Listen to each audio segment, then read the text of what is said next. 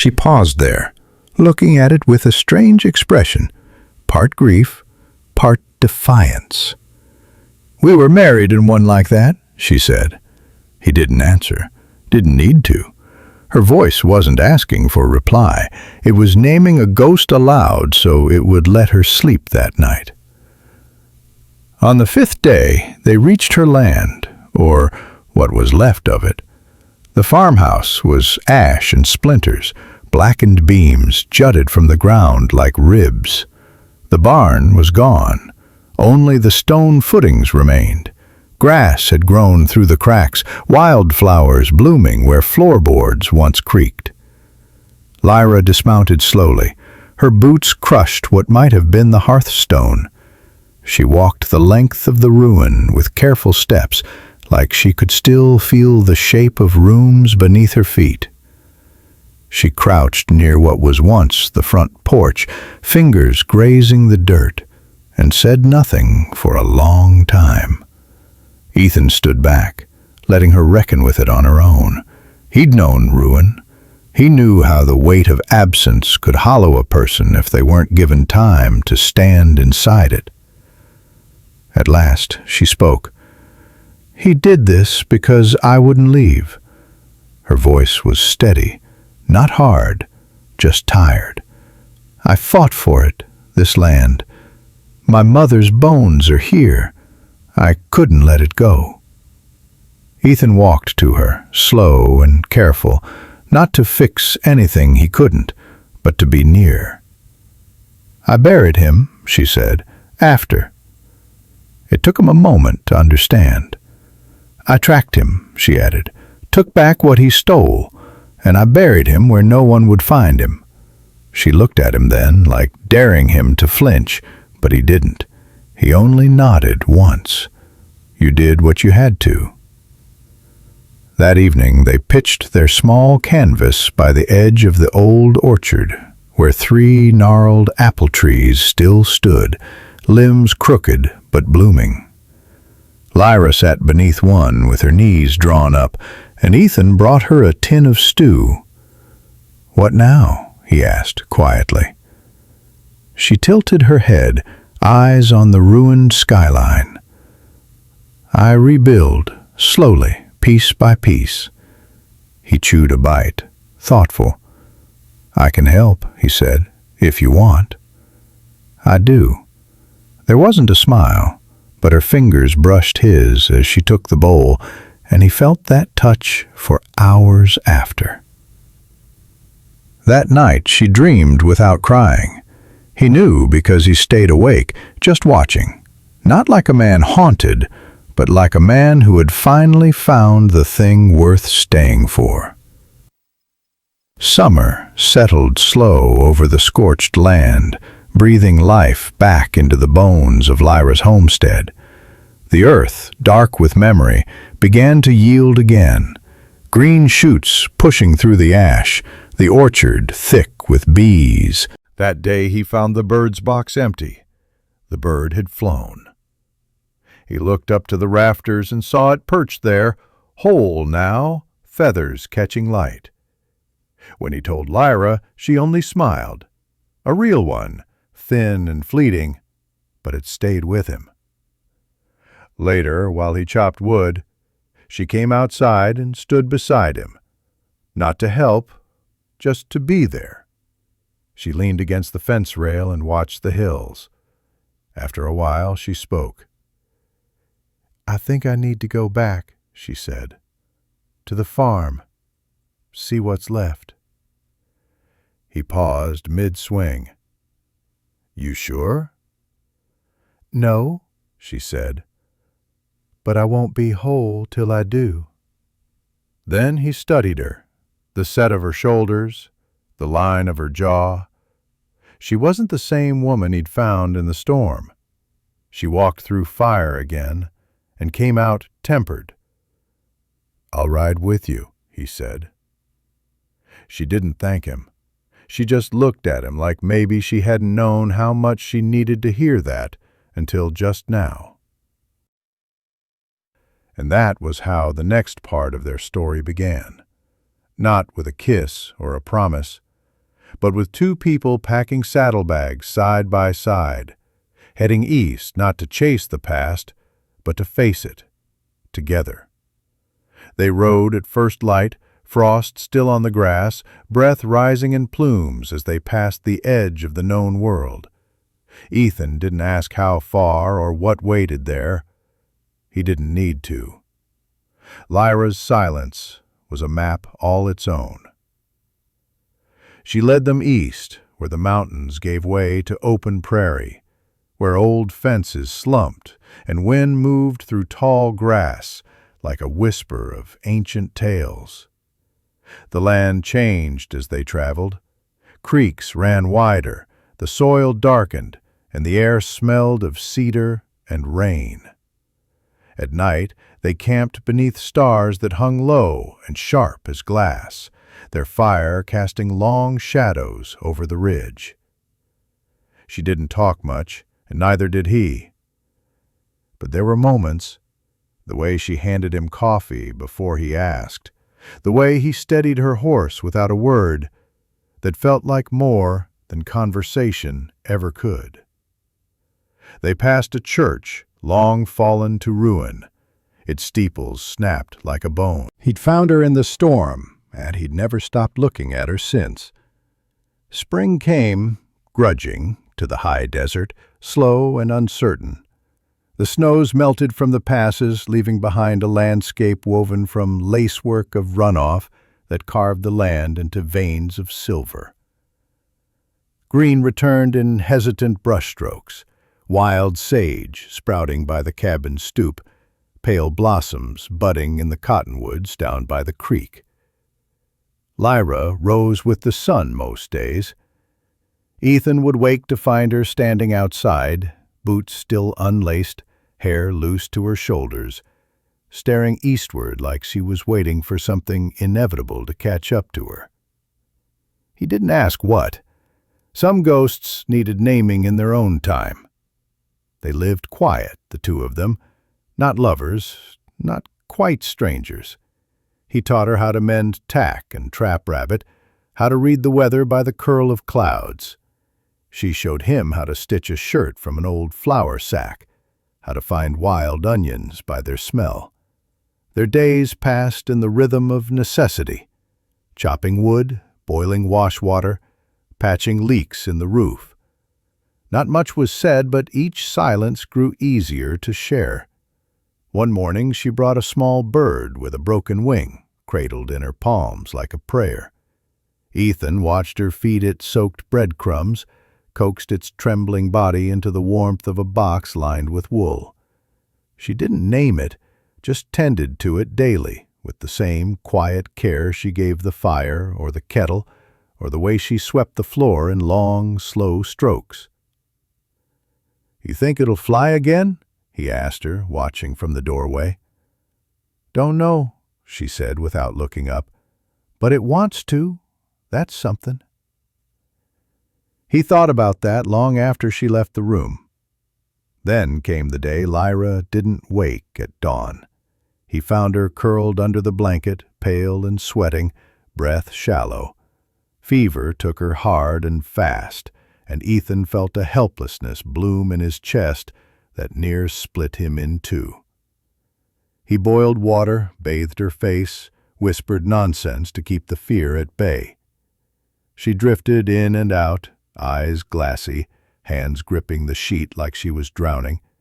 He sat beside her through the night, listening to her mutter names he didn't know, pleas he couldn't answer.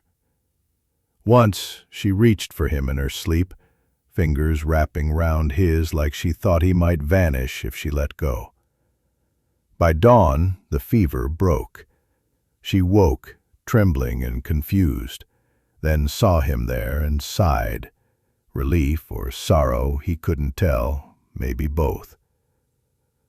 "Thought I was back there," she whispered, "that night." "You ain't," he said. "You're here." She didn't cry, just nodded once and closed her eyes like she believed him. She didn't stir as he stoked the fire back to life, though her breath hitched once. like something in her dreams wouldn't let her go. Later, she sat by the window, tracing a finger down the fogged glass, watching the thin gray world beyond. Ethan brewed coffee and slid her a cup. She took it without looking, without thanks. Still, her hands were steadier than the night before. "You got folks?" he asked, not unkindly. She didn't answer, right off. Then, "Not anymore." He nodded. That said more than a history book might. "North of here," she added, almost an afterthought. "Small farm, used to be. Don't know if it's still standing." He waited. Sometimes that was all a person needed, room enough to breathe their story without someone pulling it out of them. "There was a man," she said, voice low. "Not my kin, not kind. Came through 2 weeks past, took what he wanted, burned the rest." He saw her fingers tighten round the cup, the small tremble she tried to hide. Anger kindled in his chest, slow and cold, like a coming frost. "You ran," he said. "I fought," she corrected, and for the first time in hours turned her face to him. There was steel there, beneath the exhaustion, beneath the ruin. "Then I ran." He didn't speak. He just nodded again, because he understood, more than he cared to admit. Some things you didn't fight to win, you fought to live. And sometimes just surviving was enough of a victory. That evening, she helped him patch a leak in the roof. Clumsy work with numb fingers, but she insisted. It was the first time she moved with true purpose, not just survival.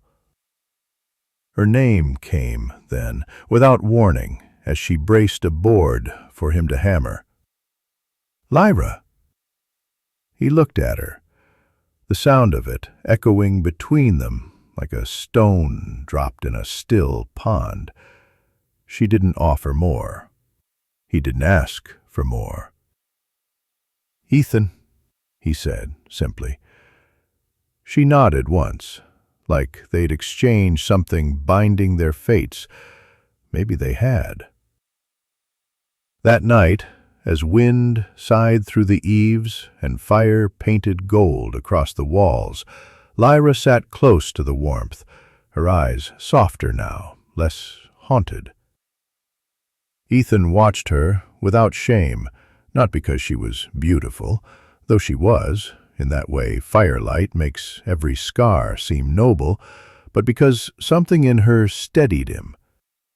She didn't flinch from his gaze anymore. As he climbed up behind her, he felt her weight lean ever so slightly into him. Not trust, but pure necessity. That was enough.